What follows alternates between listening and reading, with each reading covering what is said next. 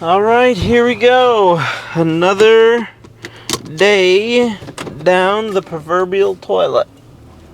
I'm trying to make another 7 videos, which means I need to record 2 videos today, tomorrow, and the day after. So today is Tuesday, so Tuesday, Wednesday, Thursday, I need to do 2 videos. And then I could technically do none on Friday and be fine, but that's not probably what'll happen. I'll probably try and do 2 each day. Maybe I won't do a video on the way home Friday, since these tend to be my lesser awesome videos, but we'll see. You never know, I might do it anyway. My ultimate goal is to get ahead of things and to stay ahead of things and to try and get done in if I could get done in October, that would be pretty awesome. Current state is that I'll be done by November, and that's not awful, but certainly isn't awesome. My hope is that, because I take a lot of time off in October, my hope is that in October I'll be able to record a bunch of better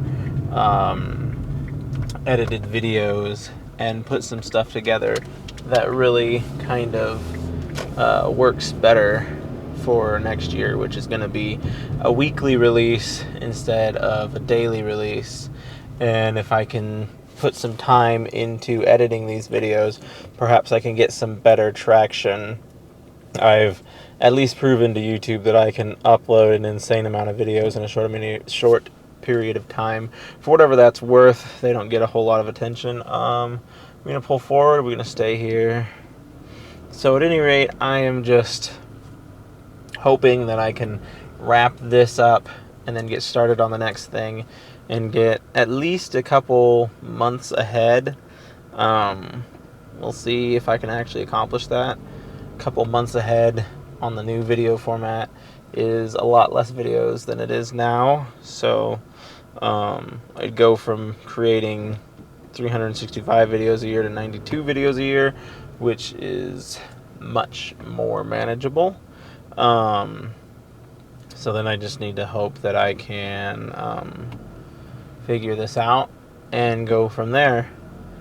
And in the event that something weird pops up, something weird arises, then we'll just have to deal with that.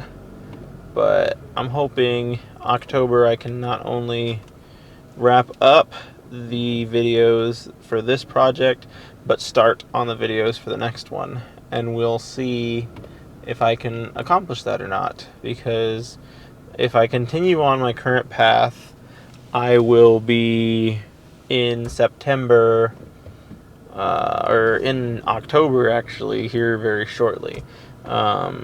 You all see these videos a lot later than they are actually released. I'm recording this one in August. You probably won't see it till mid-September. And so with that delayed thing, that's how I stay ahead of the game, is I'm always trying to be at least a month ahead, but now I'm a month and a couple of days ahead.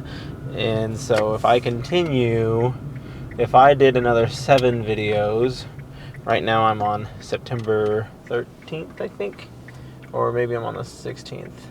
If I did another 7, it'd be 16, 17, 18, 19, 20, 21, 22, 23. I probably messed up my math, but 23 or so. And then 7 again would get me through the end of September into October. So if I'm recording for October, still in the month of August, then I'm on the docket to be doing some great things. And then on top of that, I still work the month of October. I work 4 days a week each week, so that's 8 videos a week that I can crank out in October. And then to start filming the real videos on the weekend and continue cranking those out, it would be quite the project. And a lot of my October time is already occupied, and so I need to figure out what I'm actually going to do with it. But if I were to manage to get something somewhere, then I think that would be a pretty good accomplishment to be done with this project by October, and then be starting the next thing in October or November. But I think the transition will be harder than I anticipate. Right now, I am not filming a lot of videos over the weekend. I mostly do literally anything else over the weekend. And so I would have to make filming a video a part of my weekend plans. And then I would have to make editing videos a part of my weekend plans as well. Well, I could probably edit the video during the week, and then as long as I put it out the weekend thereafter, I should be fine. As long as I'm putting out one video a week, I'm staying ahead of the curve. But the interesting thing for me is trying to figure out that new workflow. I've got a new workflow with these videos that's very efficient and working very well, but that obviously will not be sustainable when I move on to the next challenge, if you will. And so I'm just going with the flow, trying to keep things going, trying to keep things flowing, and hoping that I can find a pattern that will rest and allow me to do what I need to do. Would feel honestly pretty darn great. So we'll see what the world has in store for us, what the world has to offer. Hopefully I can maintain a healthy upload schedule. I mean, at the end of the day, it's not as stressful as this one, so it can't be, what am I looking for? It can't be any worse than what I'm at right now. And it's like, if I managed an upload schedule of one day, of one video a day, then surely I can manage one video a week. The biggest hiccup will come with the editing, in that I will be editing these videos, and the videos that I've been making here lately have been largely unedited and untouched. Well, I told you well in advance that I was getting over. You should have let me over. That's your problem, not mine. So, at any rate, I'm thinking that we will get to a pretty good place where the videos, hopefully they get in a good pattern of uploads. And if I can get, because I have October, November, December, I have potentially 4 months. Like, if I could get a video out once a week with those, or 3 months, where did my math go? I have potentially 3 months of videos. If I got a video out once a week on those, and got effectively 3 weeks ahead of schedule, or 3 months ahead of schedule, that would be a pretty nice start.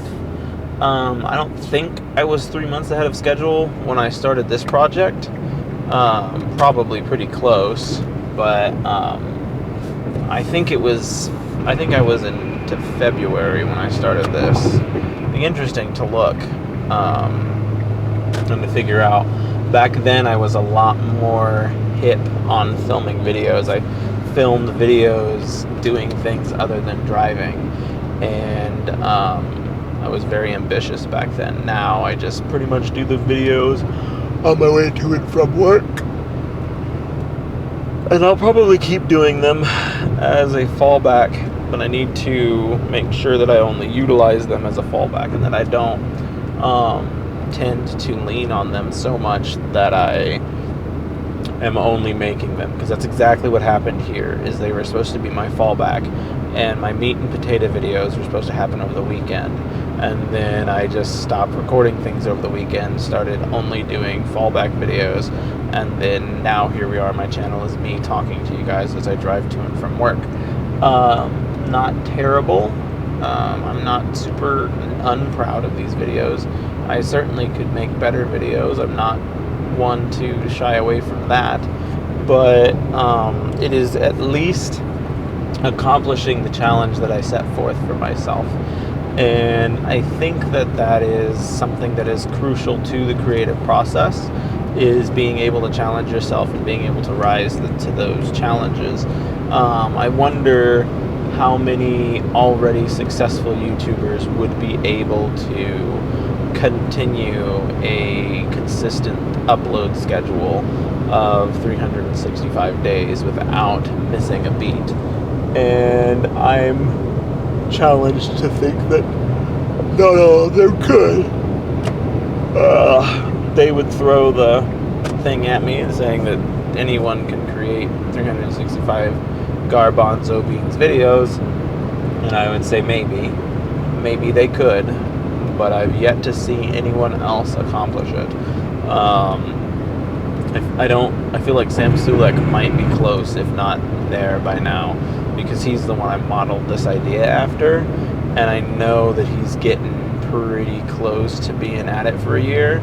What I don't know is, did he actually upload a video every day for an entire year, or has he just been consistent for a very long time and people kind of stop paying attention to it? Because when you get so popular, it's not that big of a deal. But when you're in my shoes and the whole world's not got eyes on you, it is a big deal. Because people will notice if I tell them I'm going to upload a video every day and then I don't. They're going to be like, well, what else have you got going on? You're not Sam Sulek. You're not the most popular bodybuilder on the internet. You're not some guy who doesn't have 20 minutes every day to film a video. And I do. And the amount of insanity that I'm ranting at you guys every day is a testament to the amount of content that I have that I can put out. And I wish it were a tad bit more interesting for you. I wish that it wasn't the worst thing that YouTube has ever seen. And I don't think this is honestly the worst thing that YouTube has ever seen. It's just a lack of established persons, if that makes sense. I feel like if I were someone that people cared to hear talk for 20 minutes, then people would sit back and listen to me talk for 20 minutes. But I'm not that person now. May I hopefully be that person sometime in the future? Absolutely. But right now, I am just a nobody on the internet trying to get people to pay attention. And I'm not doing anything incredibly eye-opening to get attention is the other thing. Like, somebody said that, like, most people probably wouldn't pay attention to Sam Sulek if he just looked like a normal guy. And that's probably true. If he were not this big, bulky, massive boulder of a man, would he get the kind of attention on the internet that he gets today? And I don't think he would. He'd probably be in the same boat as me. But when you have something that makes you unique enough to stand out from the crowd, you can get away with other things. And I think that that is absolutely what we have with Sam Sulek, is he is a boulder of a man who can make videos of him just being himself. And he has a wonderful personality. It's not like he's got this egregious personality that's hard to watch. He's good behind a camera. He's comfortable behind the camera. He makes you feel comfortable with him behind a camera. And so he's got that talent going for him. And he's also got this amazing physique that most people can't match. And when you just combine all of those things, you have this Sam Sulek. And I don't know that I have all of those things. I'd like to think that I have a personality that makes me comfortable enough to hang out with behind the camera. I'd like to think I have a personality that's comparable to his when I am behind the camera doing my thing.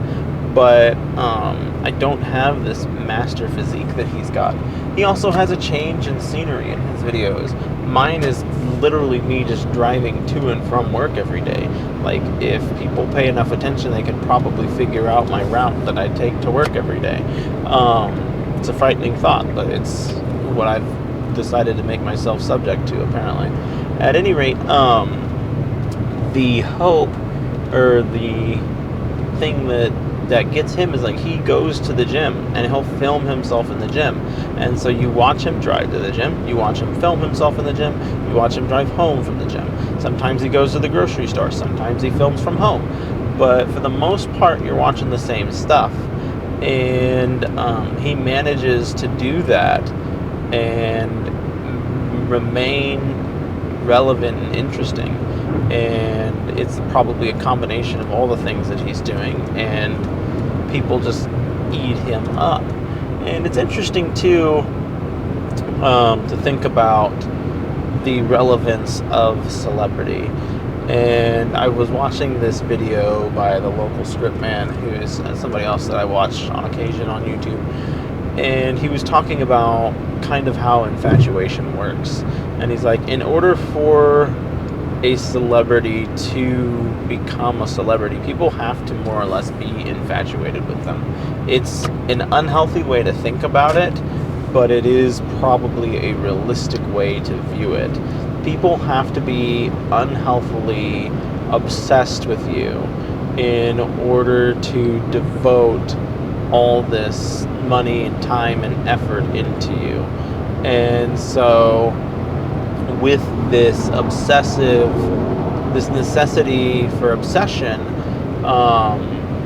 most people get over their obsessions. Most people do not stay obsessed indefinitely. Most people will eventually get over it. If you've ever been in a relationship or wanted to be in a relationship with someone that you are obsessed with, it eventually passes over, where you're like, okay, I'm no longer feeling this sort of way about this person, I'm just gonna be a normal person now.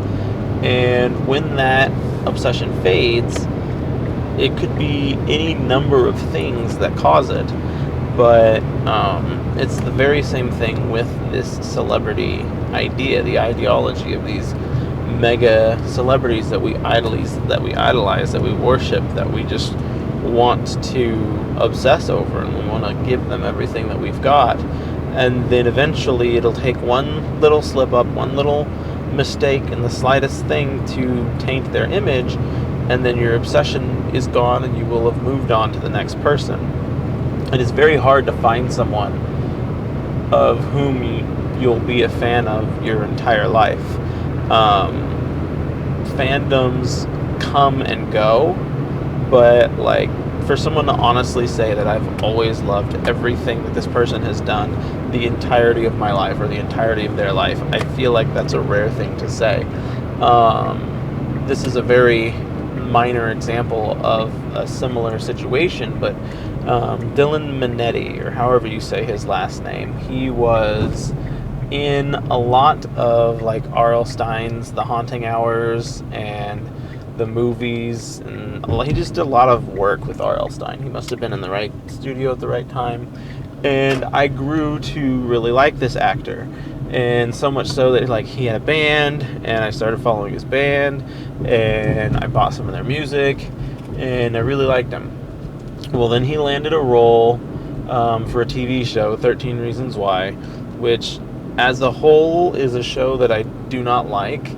My feelings for that show are a lot more complicated than just, ooh, ick, I don't like it, but I'm not going to get into that now. I'm almost home. So, essentially, as a whole, I do not like that show. And so what happened was, this dude, I went from obsessing with him to like hating his guts because he was on this show that I didn't like. And then from hating his guts, time went by, 13 Reasons Why came and went, And then, because I can remember while I was hating his guts, his band released a song called These Days. And I can remember distinctively the day that I watched it, 2018, sat down at my TV. I was like, oh, they made a new song. Let's see what it's about. And then I was like, ugh, no, it's this guy. I hate this guy. And then I never listened to the song again.